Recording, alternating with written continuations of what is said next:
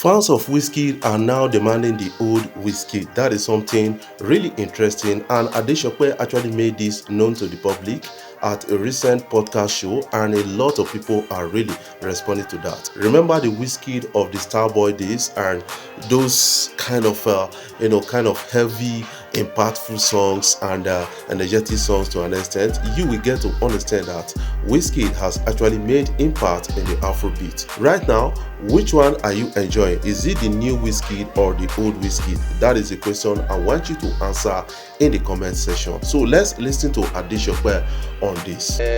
So a lot of us as fans of Wizkid have always asked for the old Wizkid back. Every time. And the only way you know this is whenever Wizkid is in concert and DJ Tunes goes, this is that time where we go back to that Superstar album, that Ayo album, that Papa. I'm talking old school Wizkid fans. Is anybody ready for Wizkid? And he goes, no lane, Oju Elegba Shita, bam. That move, that section right there changes the whole concert. The Tottenham concert for Wizkid, that section to me was the concert, because that's when everybody in the stand got up. That's when every single fan gets emotional.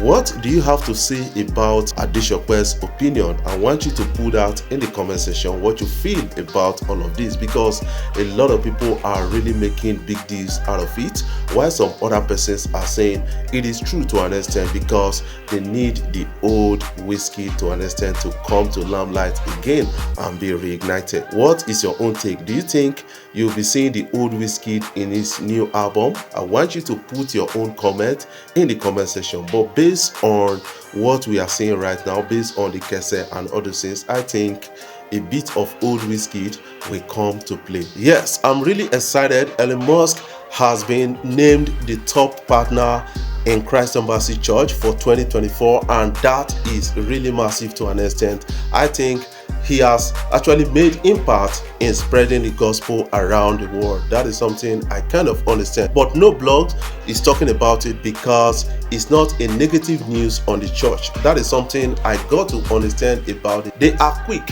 to spread negative news about the church, but when it comes to positive news, they are not really responsive at all. So these blogs, you guys need to be careful around all of this, and this is really an interesting and exciting moment for the Christian society. Let's catch a glimpse. In first position, top partner with the messenger angel in the year of redemption, the year of extrication from the land of the soaring eagles, the eagle that has just been extricated from the Christ Embassy Global Fellowship USA. Let's put our hands together for brother Elon Musk.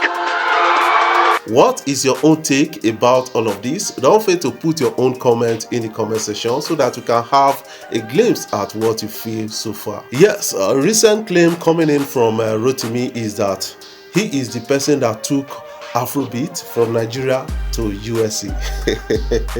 Not let Nigerians catch you. Because a lot of people have been making adequate investment around this just before you were born. That is something you need to understand about all of this. The likes of Fela, the likes of Kenny Ogungbe. I remember in 1998, these guys were already using their own money to sponsor artists from Nigeria down to US to see the Grammy Awards for his or herself. That is something you need to understand. They have been spending a lot, and other persons, they've been trying a lot. You need to understand that a lot of people actually understand that he is trying to say that as a Nigerian artist, I was able to be successful in US at the time, but not be saying that you bring them on. I won't agree with you on it. Let's catch a glimpse of what he said. Remember that this guy was signed to 50 Cent at the time, before something actually broke out and the rest. Let's catch a glimpse. Now, people were mad at you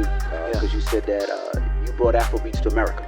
You still stand by that? Absolutely. But the way it was worded was crazy, right? So I was the first American Nigerian to bring Afrobeats to a place where Americans were able to digest it on the radio, right? So for example, I remember going to those moments where They didn't hear the one dance yet. They didn't hear the. What is your own take about this kind of stories? I want you to put your own comment in the comment section, because a lot of people will never agree with this guy on this kind of things, that he actually took Afrobeat from Nigeria to USA. We have a lot of people that have invested in Afrobeat. The likes of the Bunch, under Mohit, they have to pay Kanye West to feature on their song just because they want the globalization, they want to be heard globally, and that is what a lot of artists are now enjoying.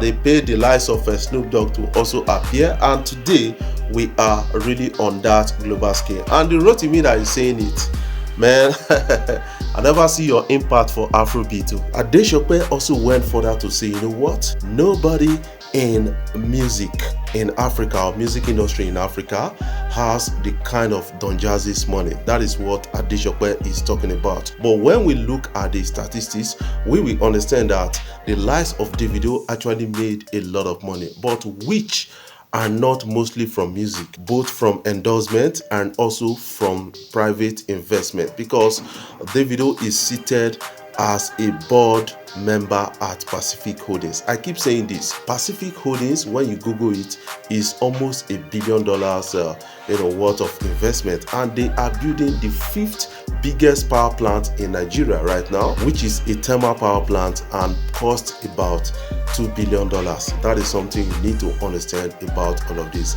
And this guy has a private jet to his disposal that worth over $75 million. That is something you need to understand about Davido. But do you quite agree with Adesope on this? I want you to put that in the comment section. Let's catch a glimpse of Adesope. Or anywhere around Nigeria in Africa has Don Jazzy's money. That's crazy. Yeah, 1,000%. But I'm not surprised though. That's the reason why a lot of artists, if you ask them, a lot of artists will prefer to go into the managerial role, right, than actually be an artist. I think it's not even, because I don't think Don Jazzy's successes come from the managerial aspect. He's he's a businessman, he's an entrepreneur who invested into record label business well over a decade ago.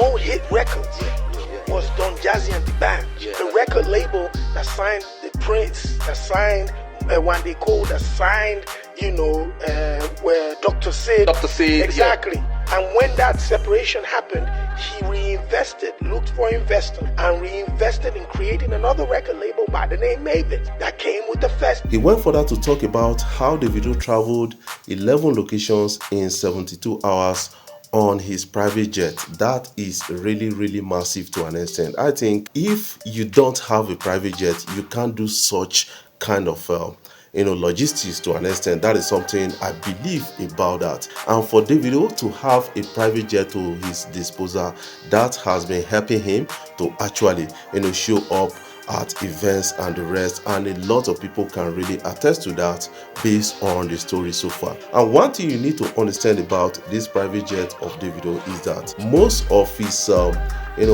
shows they fund his private jet life to an extent, and that money is still going back to his company or his father's company. That is something you need to understand about that, and that is really trending to an extent, and a lot of people are really making reference to that. What is your own take about all of this? I want you to catch the glimpse. So that's why I ignore a lot of social media comments, and I try to speak to some of these artists to do the same thing too. Yeah, that's just ignore them, man. Just leave them alone, man. These guys ain't gonna do nothing. Like, come on, Davido spent over $1 million or whatever buying 2 cars in the last 3 weeks. This is somebody that in 48, I think it was 72 hours, was on a private jet about 11 times.